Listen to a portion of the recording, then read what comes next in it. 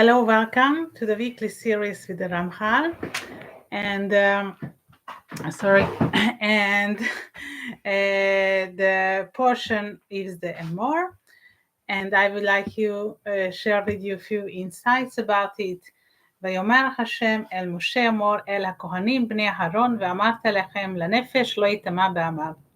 And God said unto Moses, speaking to the priests, the sons of Aaron, and saying to them, there shall none defile himself for the dead among his people.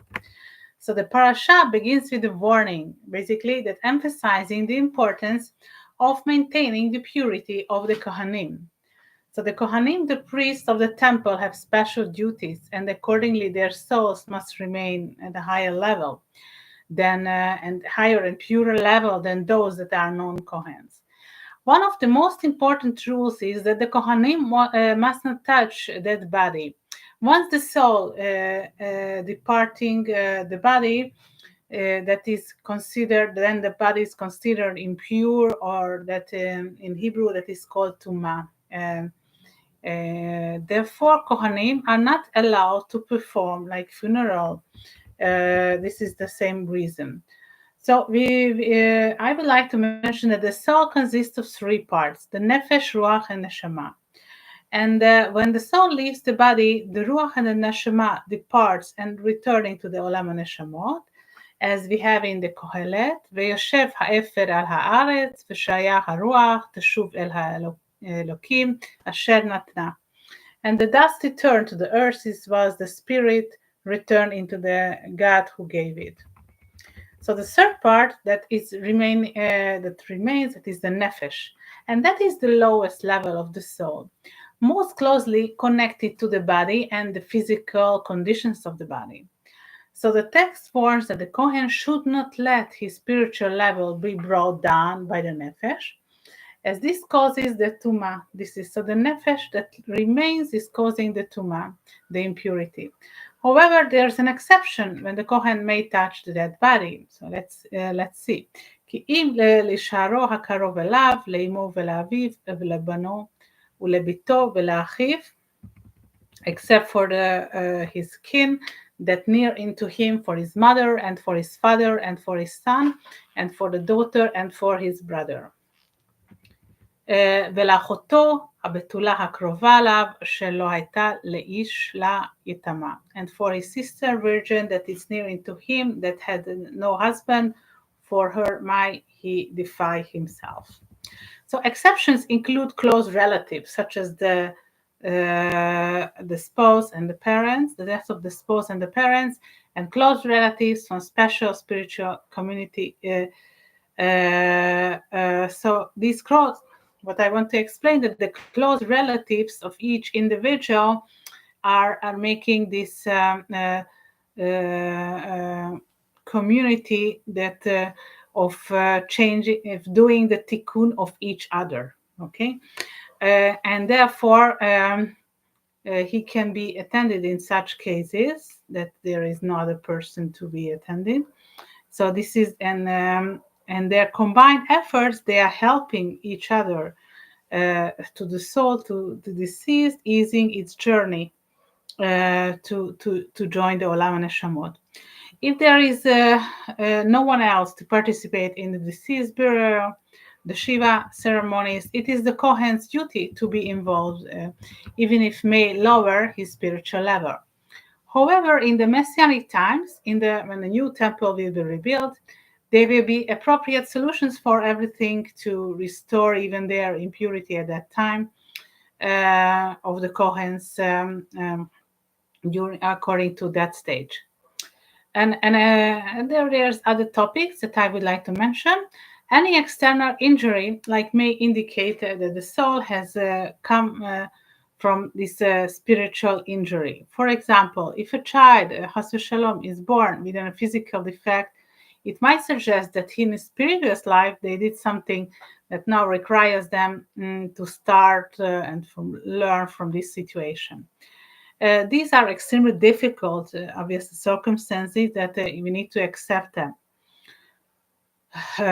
It can be very challenging for everyone, from the child's surroundings, from the child himself later, when they are overcoming, things, sometimes they're becoming stable in their life, and they need to only accept this stage, and there is nothing, might not be so much thing that they can do about it. What is happening in life, it's like has v'chalila, an illness is coming. But this is coming from previous lifetime, not according to the things that the child is doing in this lifetime, obviously. So anyone born with, but the Torah right now is talking about physical imperfections of the Kohens, but I made a little added some other details regarding other imperfections that we might see. So anyone born with this imperfection cannot be a Kohen and cannot offer sacrifices in the Holy Temple, cannot serve the Creator in the Holy Temple in any case. דבר אל אהרון לאומר, איש מזרחה לדורותם אשר יהיה בו מום, לא יקרב לקריב לחם עליהם, אלוהיו. Speaking to Aaron, saying, whosoever to be of the seed through their generation that had blemish, let him not approach to offer the bread of his God. So mum meaning a blemish, so and have a value of 86. So mem 40, vav 6, and another mem is 40, and the same as Elohim. That Elohim is an aspect of the Creator that relates to judgment. So the physical imperfection is a form of some judgment that the Creator is signing us. At this point, it is up to us, using our free will, to learn from it and to determine the direction of our growth. And the physical sign itself is indicating whatever needs to be improved. For example, if someone having some imperfection in certain body part, this is the thing that needs to be correct. So it is related, all the actions are related to involve to improve this, something that might happen in a previous lifetime related to that body part. So this corresponds to the fundamental spiritual principle that everything happens to the extent that it corresponds. Midah neged midah. So the divine only gives us challenges that we are capable of doing it. So it is really helpful to know whenever we have our challenge in our life, it's meaning that we can overcome in it. So when we recognize and accept the Creator's judgment and still draw closer to the Creator, that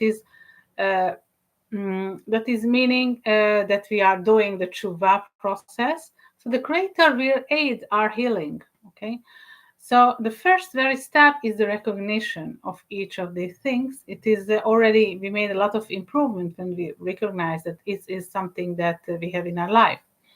So healing may occur in multiple stages, gradually improving our condition, and each step is bring us closer to the complete healing.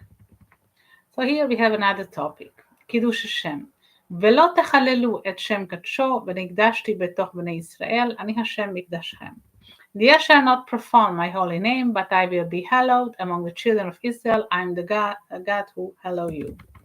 What is Kiddush Hashem? It means that someone is sacrificing his or her own life for the Creator, for the Creator's commandments, Creator mitzvah.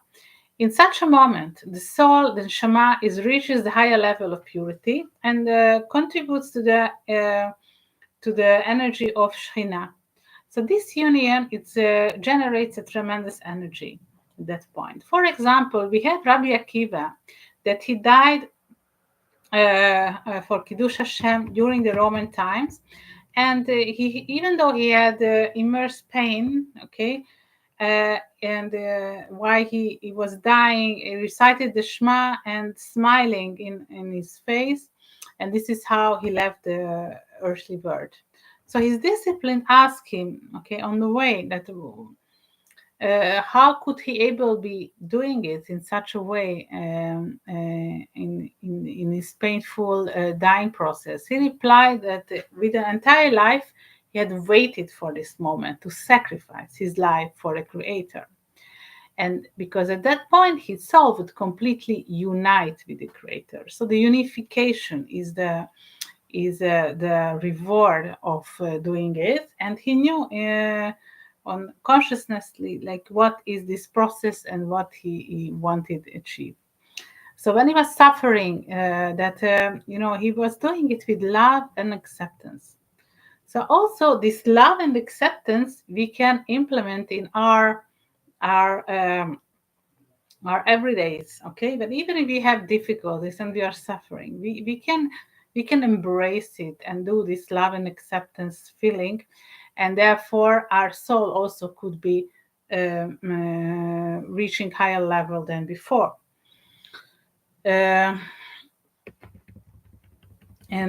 So we can make according to our life, not like Kiddush Hashem, but how to elevate our soul. And then we have the Shabbat. ששת ימים תעשה מלאכת טוב ביום השביעי, שבת שבתו מקרה קודש, כל מלאכת לא תעשו, שבת הוא להשם בכל מושבותיכם.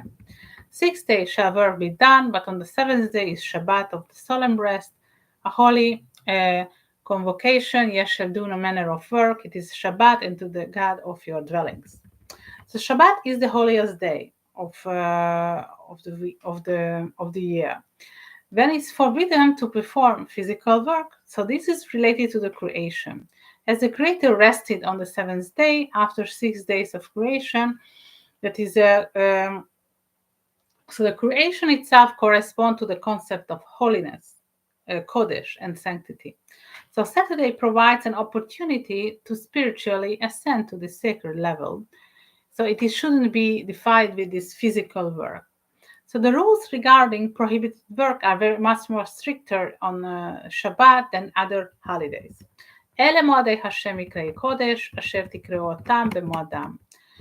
These are the appointed seasons of the God, even holy convocation, which ye shall proclaim in the appointed season. So the Torah characterizes the elevated state of the Shabbat,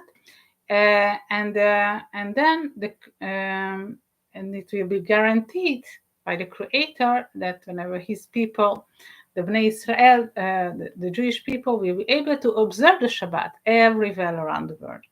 However, any nation that abstract from observing the Shabbat, the Creator will be interfering and will be destroying. For example, okay, we have here many examples. Let's pick the Greek Empire that forbade the Jews from observing Shabbat. As a result, today we don't have the Greek Empire, right? It was destroyed in that sense. So observing the Shabbat is a practice for a period of where to come, okay? When every day will be like Shabbat, okay? Today we have only once a week. What in the world to come, every day is going to be Shabbat. So the ratio that we see, it is 6-1. So work 6 days and 1 is the resting day. So that is a proper ratio. It is necessary to keep between the holy and the regular activities. So every created thing needs this ratio to be held. And to the extent so how much experience will be on the energy of the Shabbat on the day, and that is how much energy level we will have on the weekdays as well. So we are gaining from the Shabbat, we are gaining this energy level to be spread on later on the 6 working days. וידבר השם אל משה לאמור, and God spoke into Moses saying, דבר על בני ישראל ואמרת לכם מועדי השם אשר תקראו אותם, מקראי קודש, אלה הם מועדי. Speaking to the children of Israel, say into them, the appointed seasons of God which shall proclaim to be holy convocations, even these are my appointed seasons. I mentioned the Shabbat corresponds to the level of Kodesh, or holiness, and it is directly linked to the Creator. Therefore, the system of rules for Shabbat is much stricter than holidays. However, the holidays are assorted with among the people, because the Rosh Chodesh have to be proclaimed by humans. So we are announcing when it's going to be Rosh Chodesh. each month, and that is going to fit. All the holidays are going according to the Rosh Chodesh. That's going to determine it. So it is important to distinguish between the Shabbat and the other holidays. So Shabbat has stricter rules because it is related to the God and the Kodesh, and Moadim, it's different. It's related to humans and historical and religious events. Okay.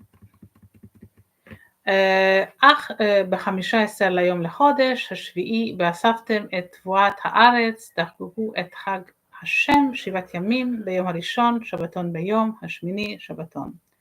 Howbeit on the 15 days of 7 months, when ye have gathered in the fruits of the land, ye shall keep the feast of the God 7 days.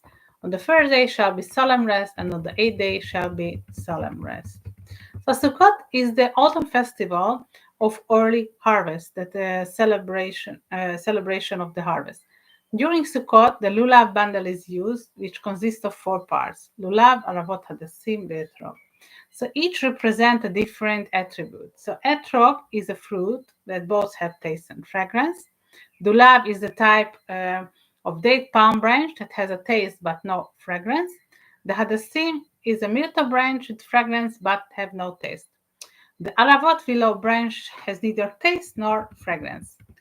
ולקחתם לכם ביום הראשון פרי עץ, הדר, כפות תמרים, וענף את אבות וערבי נחל, ושמחתם לפני השם אלוהיכם 7 ימים. Ye shall take on the first day of the fruit of godly trees, branches of palm trees, and both of thick trees, and willows of the brook, and ye shall rejoice before God of the 7 days. So harvest is associated with joy and accomplishment when the crops are harvested. The Creator ensures the survival of His creations. The harvesting of the crops and the provision of food are very essential for the survival of humanity. So the mitzvah of lulav is signifying something deeper. Like we shake it in 6 directions. We have the 4 major: east, south, west, north, up, and down. And for this 4, it's related to the tetragrammaton.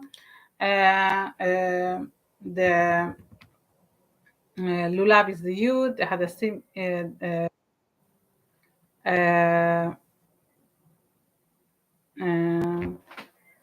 hadassim is the hay, and avav. So this is the 4 letters are related to the form species over here. Okay, so this was about today, and see you next week for the last chapters of the 3rd book. Thank you. Bye bye.